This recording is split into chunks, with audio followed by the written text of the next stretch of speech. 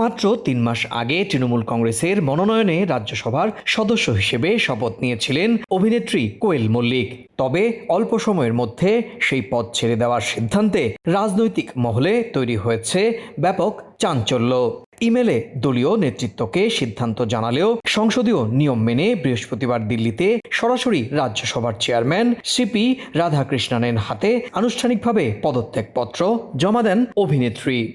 পদত্যাগের পরেই কেন্দ্রীয় মন্ত্রী ও বিজেপি নেতা ভূপেন্দ্র যাদবের সঙ্গে কোয়েল মল্লিকের সাক্ষাৎ রাজনৈতিক জল্পনাকে আরও উস্কে দিয়েছে। কলকাতার একাধিক গণমাধ্যম জানায়, গত কয়েকদিন ধরেই বিজেপির কেন্দ্রীয় নেতৃত্বের সঙ্গে কোয়েল মল্লিকের যোগাযোগ বেড়েছে। যদিও বিজেপিতে যোগ দেওয়ার বিষয়ে কোয়েল কিংবা দলের পক্ষ থেকে আনুষ্ঠানিক কোনো ঘোষণাই আসেনি।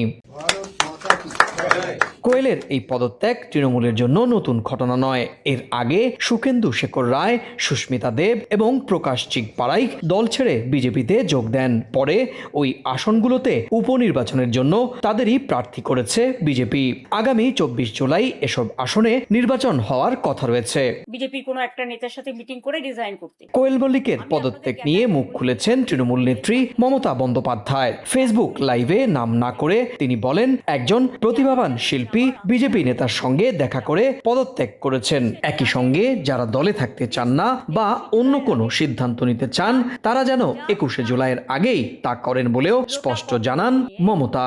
তারা দয়া করে যেখানে ইচ্ছে যান। রাজনৈতিক বিশ্লেষকদের মতে কোয়েল মল্লিকের পদত্যাগ বিধানসভা নির্বাচনের ক্ষমতা হারানোর পর তৃণমূলের ভেতরে যে অস্থিরতা ও ভাঙনের আলোচনা শুরু হয়েছে তারই প্রতিফলন। সুব্রত আচার্য, সময় সংবাদ, কলকাতা।